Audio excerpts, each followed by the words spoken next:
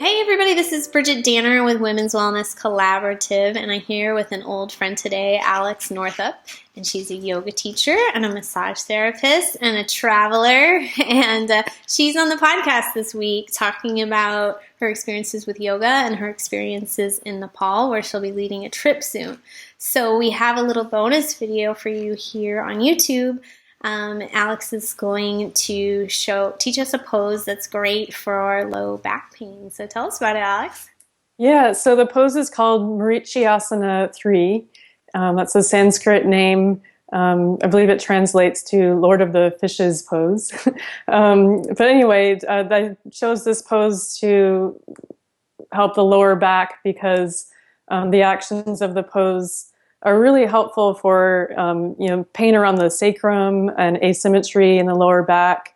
And it's a fairly simple pose that you could practice, for a couple of minutes in your day.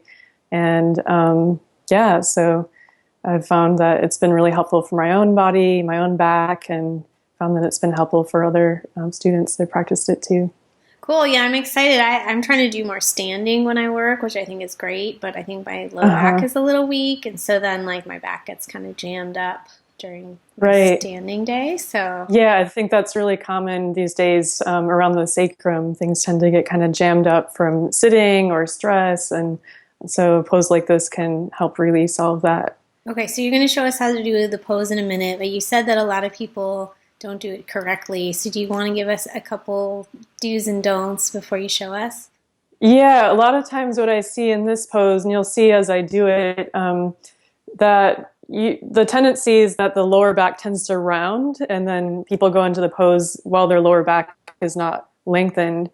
So I often do it sitting up on a height of a blanket or even a bolster sometimes, as that'll give you a little bit more space and lift into your lower back so the pelvis is elevated. And then from there, you can get the space to turn and actually release the lower back rather than ending up with strain there.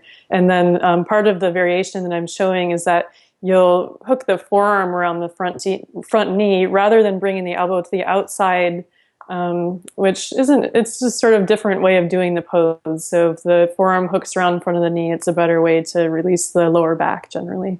Okay. Is there a layman's name to this pose?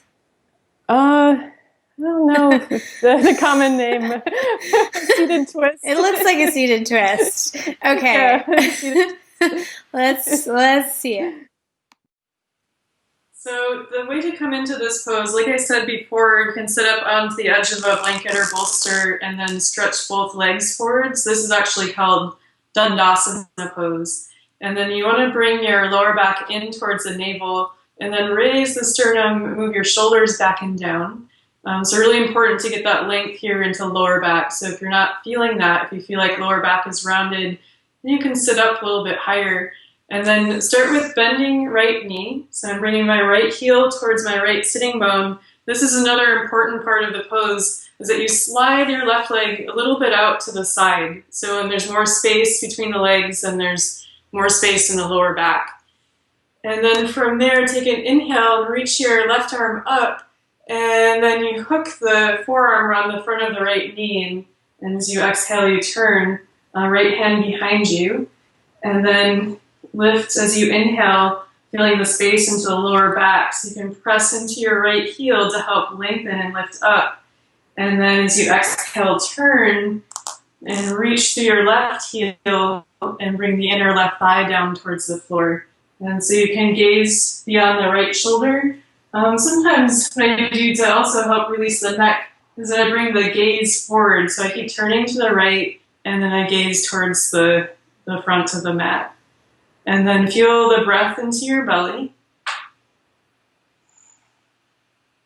And you can take a breath or two here. And then from there, unwind and come back to the center. So I'm stretching both legs forward again, getting the length into my spine, and then switching the second side. So bring left heel towards the left sitting bone. Make sure you slide your right leg a couple inches to the right, and then inhale, reach the right arm up, and then exhale, turn your navel to the left inner thigh, and I'm hooking my forearm around the front of the knee taking my left hand around behind the back. And then I feel the twist through my spine. Press into the left heel, help lift up. And then reach through the right heel, bring the inner right thigh down. And then from here, you can turn the gaze to the left, or you could keep twisting to the left and bring the gaze forward towards the front of the mat. And then make sure you feel the space of your breath. So breathe into the space around the navel.